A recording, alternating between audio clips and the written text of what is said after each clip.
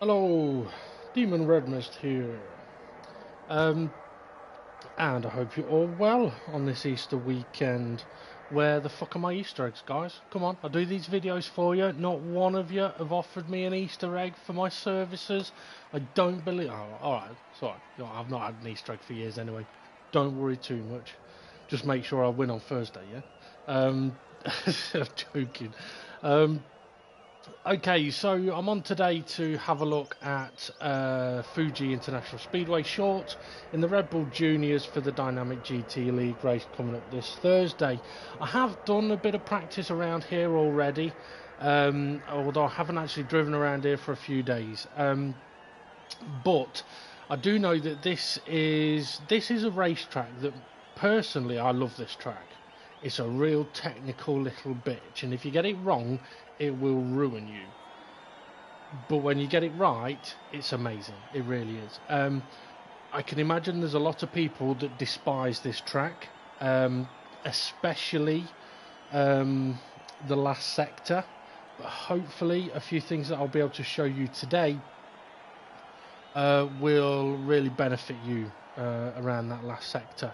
Now, I have done a video for a prior championship around this track, but it was the one with the chicane, and to be honest, a lot of what I would have said in that video would transfer to this as well, but there are some differences given how good this car is in the corners.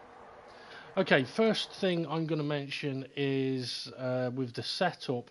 I've done a little bit of testing with the setup, but literally only on two things, and that is aeros and gears. Every other part of the setup is what I've been using for the last 3 races. Now, when it comes to the gears, in the Nürburgring, going for a low gear ratio, like a low sort of set of gears, it sounds that's not coming out right.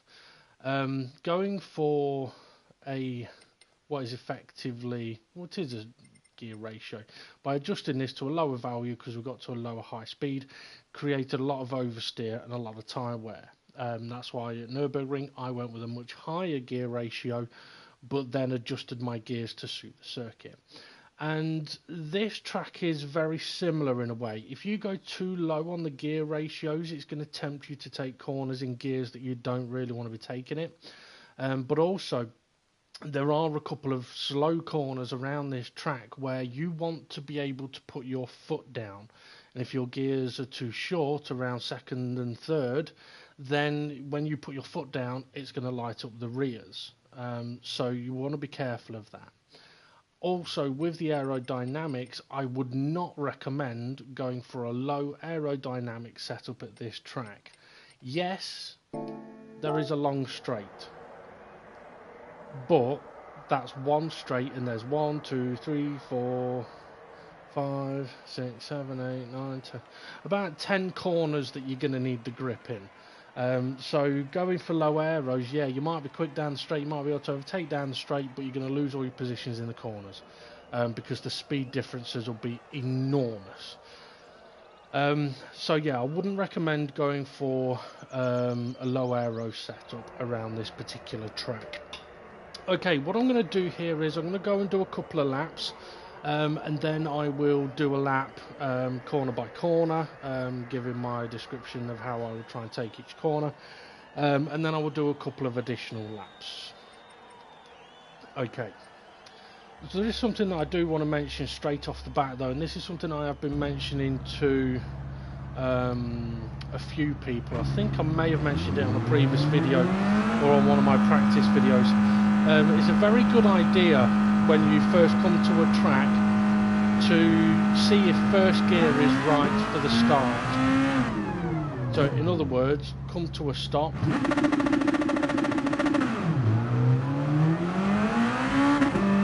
and see what the start's like. So if you get loads and loads of wheel spin in that first gear, you either need to lengthen first gear or use less throttle. But anyway, it's worth having a look at. Right, well, I'm going to do an out lap and then I'll do 2 flying laps here. Turn 1 is a big braking zone. It is an overtaking opportunity. Very important to get that corner right. This corner's a little tricky with it being a bit blind. This corner is absolutely wonderful, but if you take it wrong, you have to lift. If you take it right, you don't. We've got a fantastic little evil left-hander where the car is always going to want to try and spin out on you.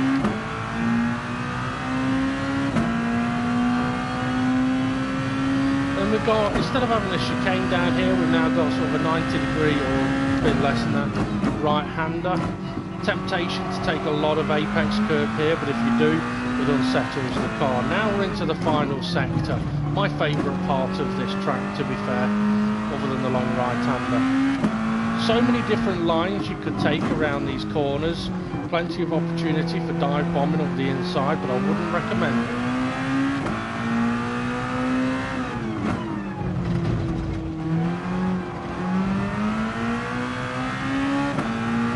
Okay, so let's go. Obviously we're looking to get to a higher speed as possible down the straight here, but a lot of that comes from how you exit that final corner. And then it comes to the braking point. Braking point is crucial here. I just want to show one thing, right? This is not the correct braking point. Even if you could adjust your setup to brake at that point, it's not the correct braking point.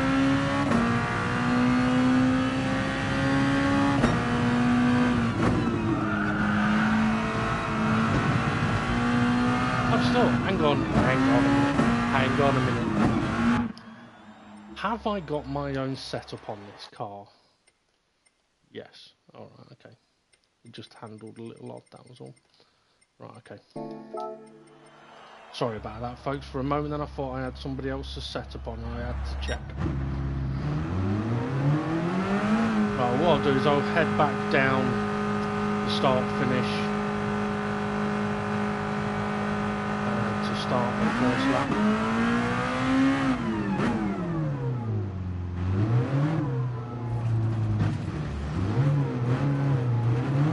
Don't do this in a race.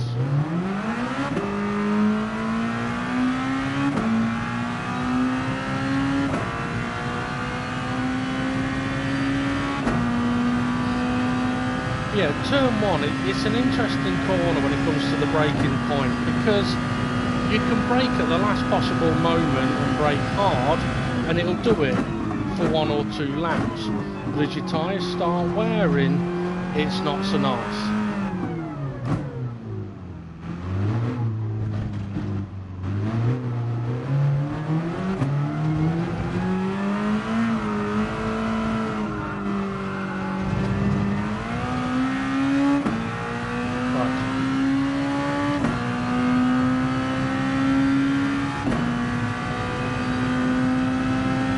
Okay, so for me, I'm looking at turn 1 as the braking point is a few metres before the start of the curve in this particular car.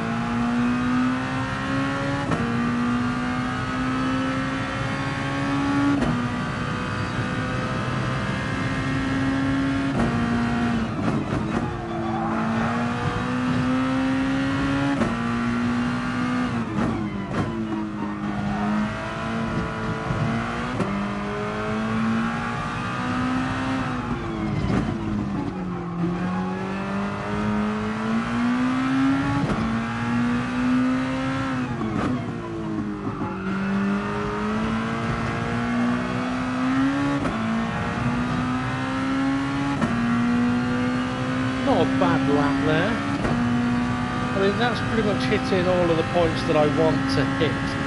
So the racing line's about right there. And one thing I have noticed in watching a few people practice is them not using all of the road. And over certain parts of the track.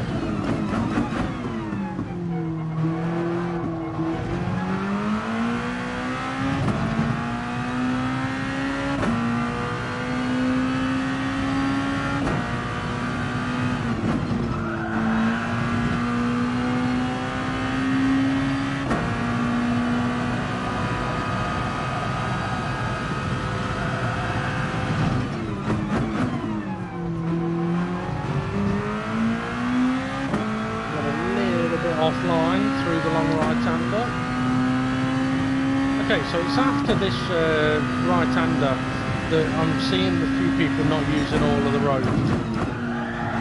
And by that, what I mean is staying all the way over to the left until the last point, and then up here, getting over to the right to make the corner easier. Seeing people take the inside lines, and here we want to be out wide to come in rather than heading up to the corner on the inside. Now I'm going to do one more lap just to show what I mean with what I've seen a few people doing through there, but also something I want to show with the long right-hander as well. Well, the lap time's not spectacular. I'm 2 seconds off pace at the moment.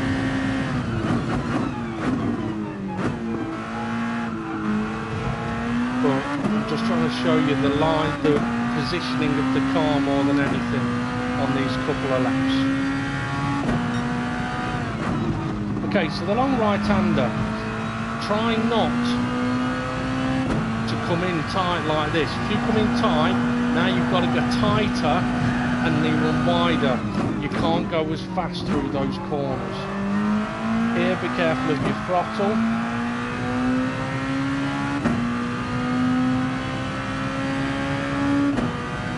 Said with this right-hander, don't want to take too much curb,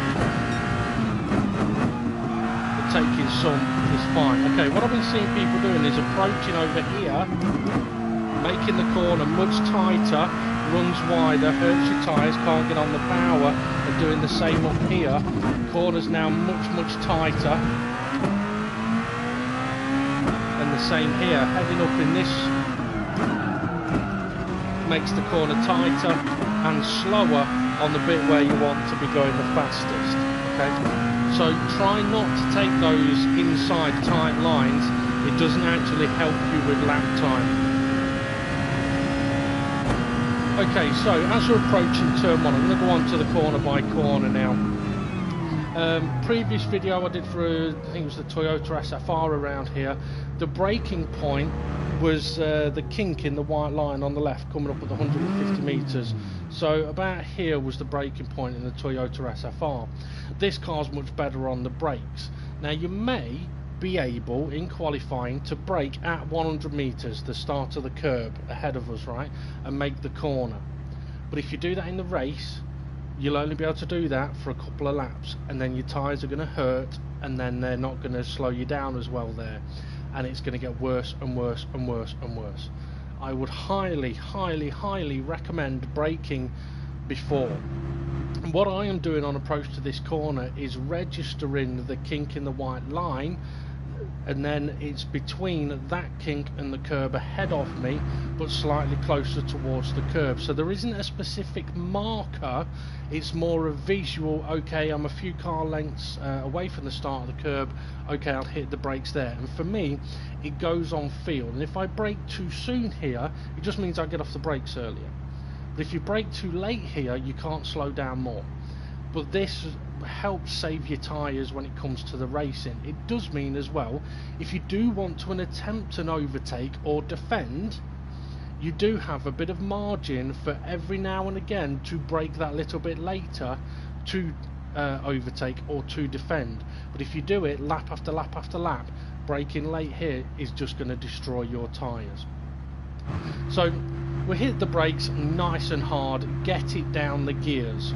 Me personally, in an ideal world, we're taking turn 1 in second gear, and as I turn in, the idea is to not touch the throttle until I'm ready to come out of the corner.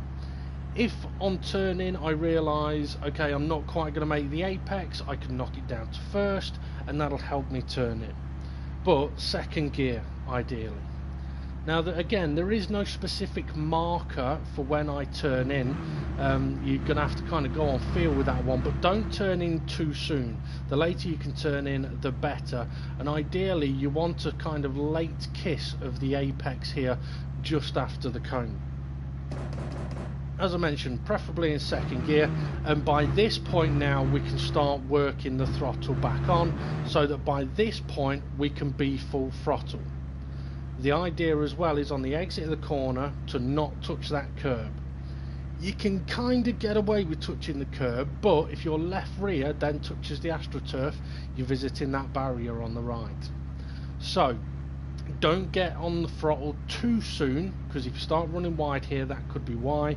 So make sure you're going to have a clean exit of the corner before you do go full throttle, and get that steering wheel straight as soon as you can to nullify any oversteer.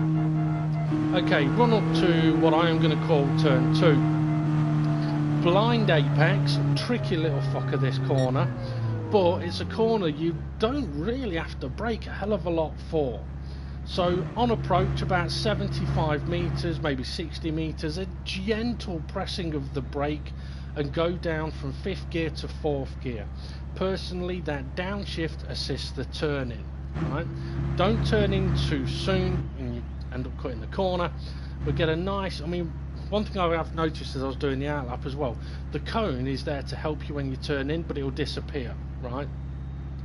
But if you're unsure of where the actual apex of the corner is, I'll show you something that I've just recently spotted. So on approach to the corner, if you're trying to work out where the corner is, because when you can't see it, go back a little more. Okay, so here, if the cone wasn't there, we wouldn't know exactly where the corner is.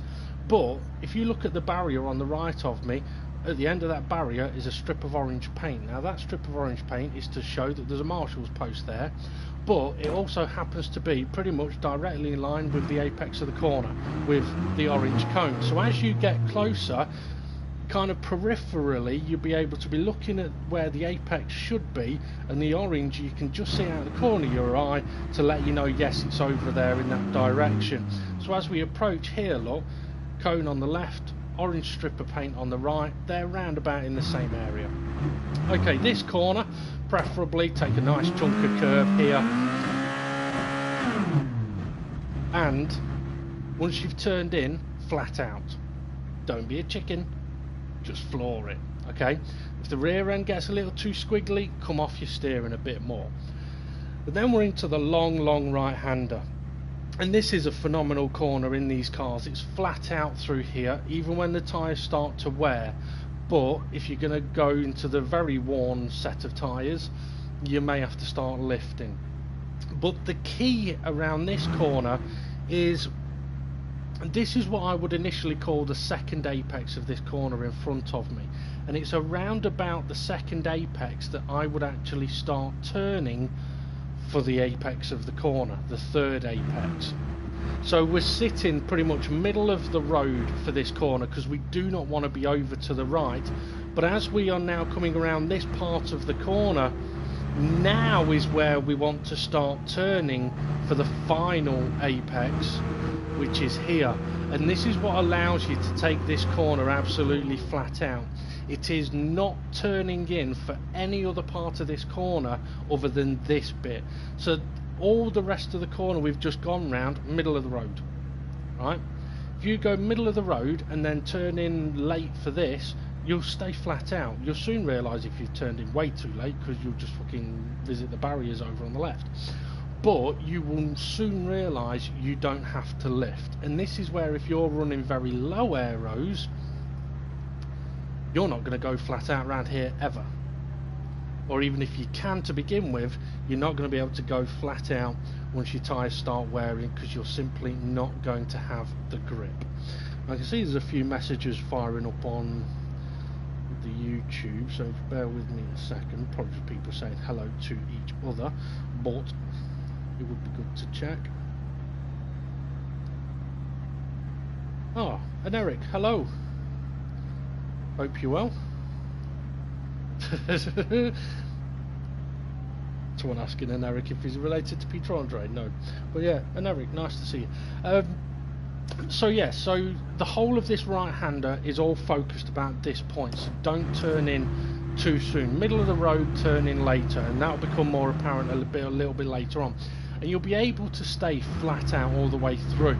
Now the aim is to come out of the corner, middle of the road-ish, but as the tyres start wearing, we now have half a track to our left that we can use as the tyres begin to wear. So if it's not quite fully making the corner, we have margin over there to still stay flat out. But once we're through that right-hander, we have to be on the brakes early, and the braking point is start of this curve, 100 metres, and be on the brakes early. Don't get me wrong guys, I know some of you will know that you can go a little bit further, brake and make this corner. Yes you can, but you're braking considerably harder, which is causing more tyre wear, causing your car to be more unstable, and you're going to end up slower in the middle of the corner.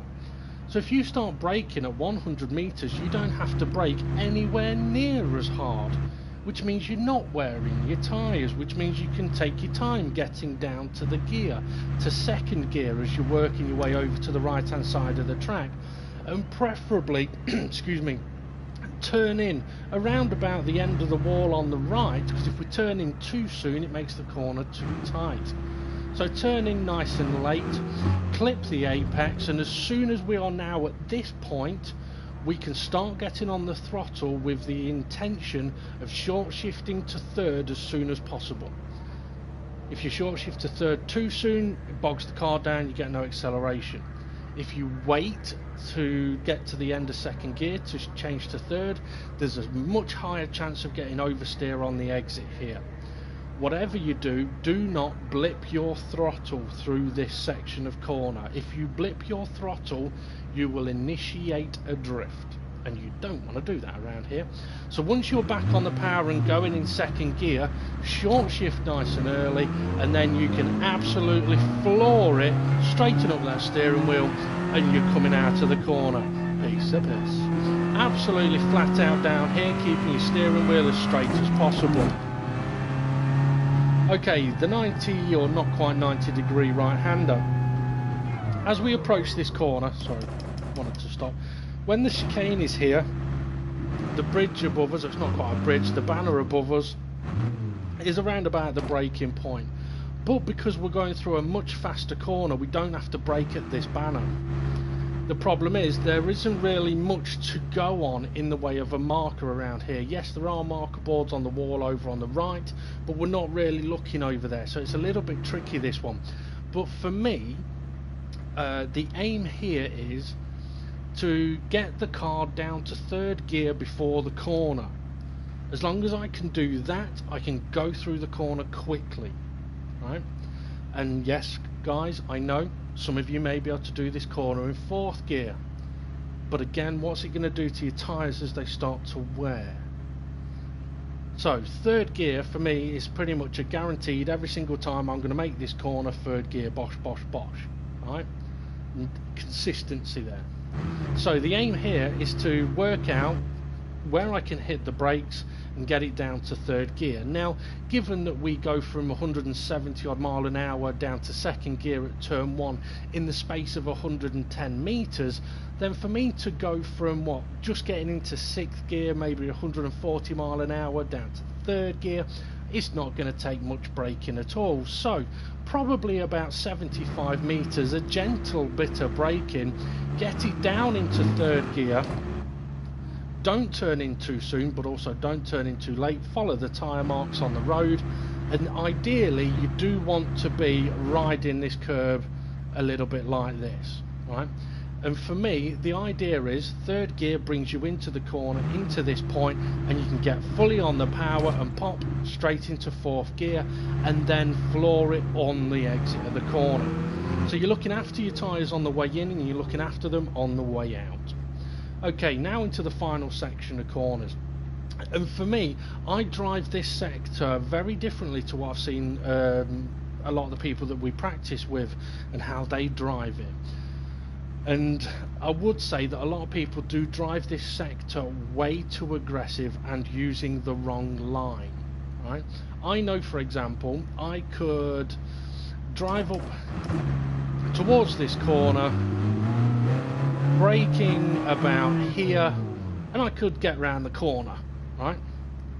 But I also know that if I do that, I'm probably not going to be able to do it on lap 4, 5, 6 or 7, because the tyres are going to be dying, because as I'm hitting the brakes here, I'm going to be turning, and what happens when you're turning and you brake?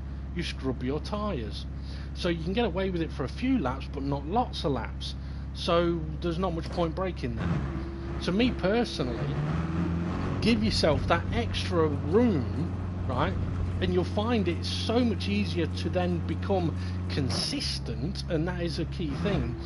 On approach to this corner, at the start of the curb, we lift off, we apply the brakes, we get it down to second gear, and braking at the start of the curb means we have much more time to get the car slowed down and into the correct gear, which means by the point where I previously said, oh, I could brake here, well, we're not braking here, are we? Now we're going to be off the brakes, sort of end of the AstroTurf on the left, and now we can actually be fully off the brakes and turning in, letting the car roll into the corner, clipping the apex, and again, as soon as we're beyond the apex, pop it into third gear, short shifting to go.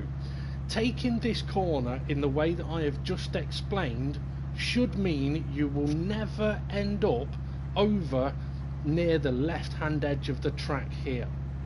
If you find yourself over at the left hand edge of the track here, it's because either A, you're braking way too late, or B, you're taking the wrong line in. You're not all the way over to the left before you turn in for the corner.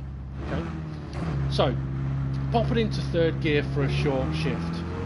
Now you could, if you wanted, ride the curb around this corner. Personally, I like to stay away from it a little bit, because I want to work my way over to the right hand side of the track. And again, there isn't really a marker now. In the Toyota SFR it was different, you had to brake earlier, there was more markers to use. This corner, there isn't really a brake marker for me. It's more just going on sound and feel. So I know I'm approaching this corner third gear, maybe fourth gear, excuse me. And my whole intention here is just slow it down and be in second gear by the time I want to turn in. So I kind of do it in a reverse way, so to speak. Come on, you shithole tyres. I know that I'm going to want to be turning in around about here, right, which means by this point I need to be off the brakes and already in second gear to be ready to turn in. So that means to get from third or fourth gear down to that speed, just get into the right sort of position.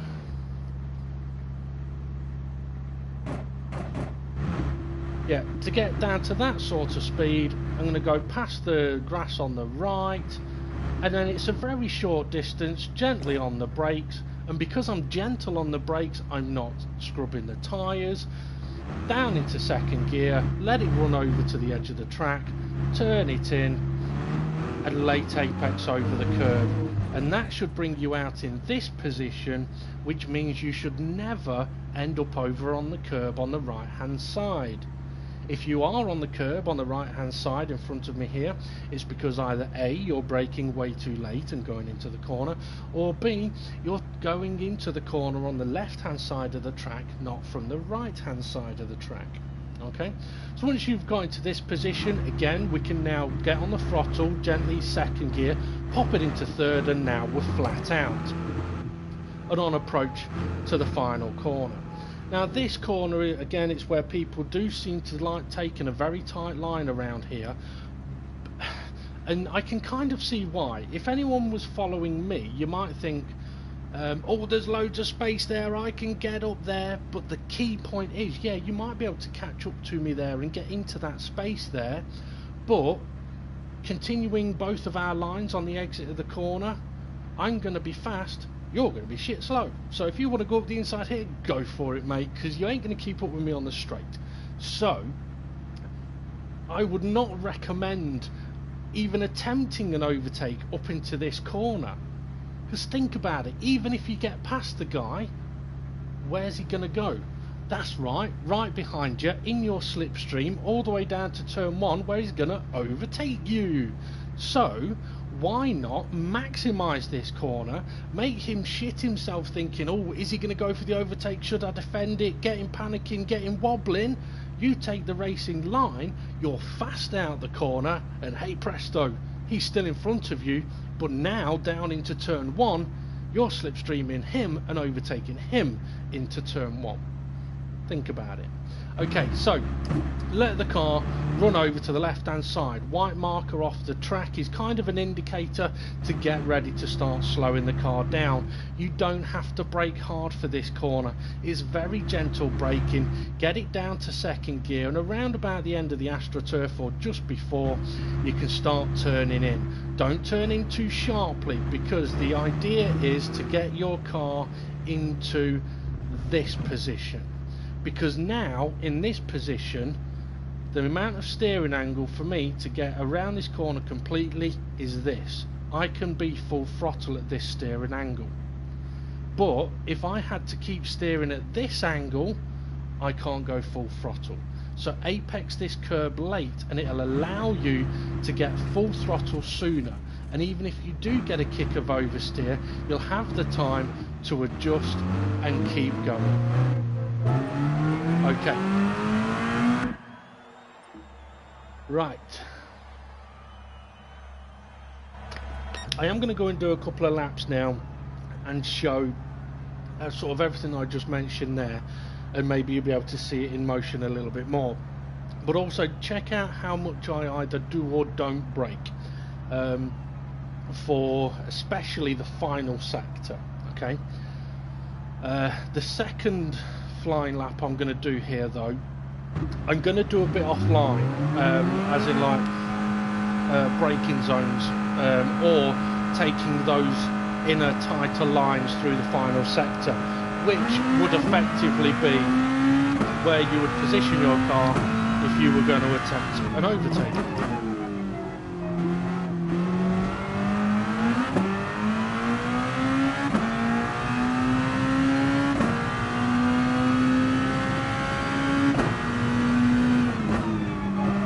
One thing you should notice is around most of the corners around this track, I am using the maximum amount of road. So here I'll end up all the way over to the right before I turn in, and I'm all the way over to the right on the exit of the corner. Down here I'm all the way over to the left.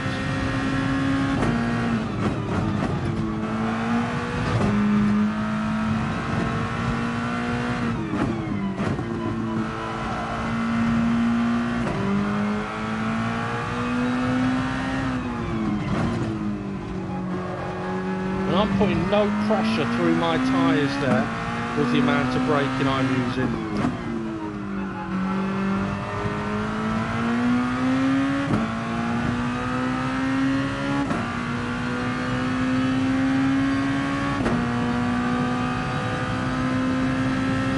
But yeah, using all of the road, it's a very simple thing to say, but it's something that I do know a lot of people don't perhaps always realise, or don't realise they're not doing.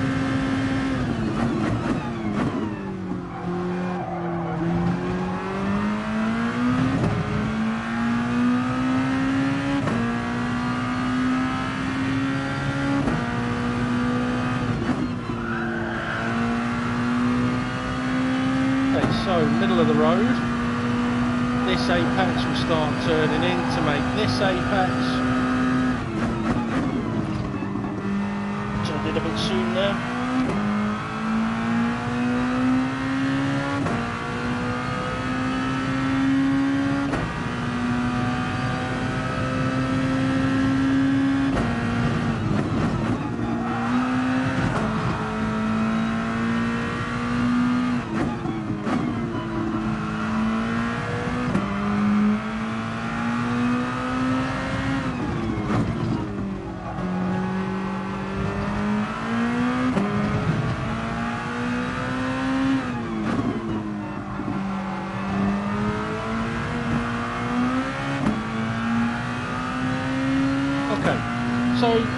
There we go. I think that's a fairly decent example.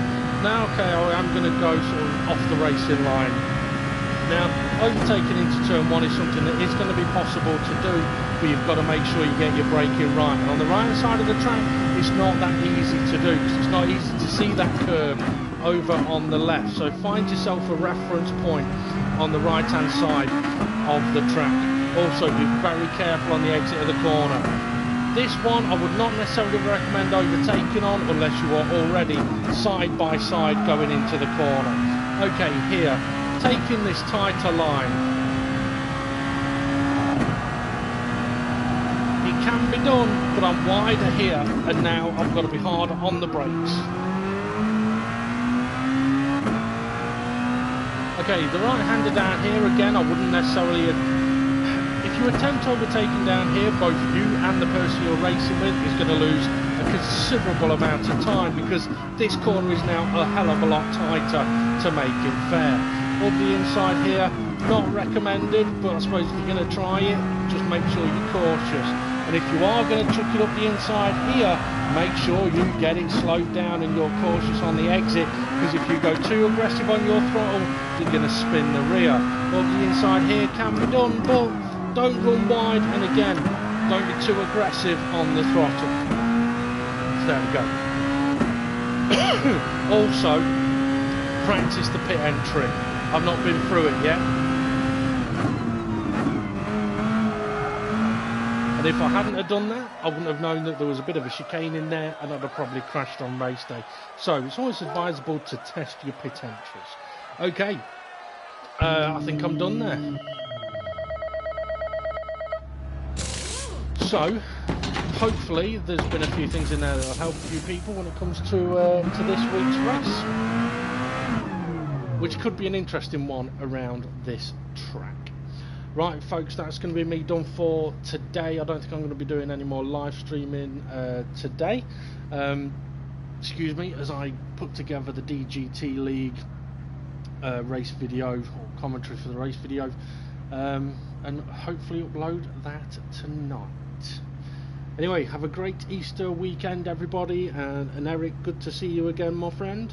And thanks to all the DGT guys that have been watching as well. And if it has been of use, don't forget, you owe me a fucking Easter egg. I'm only messing. I just see what an interesting logo over there, car guy. But anyway, right, have a great Easter, folks. I'll see you all again soon.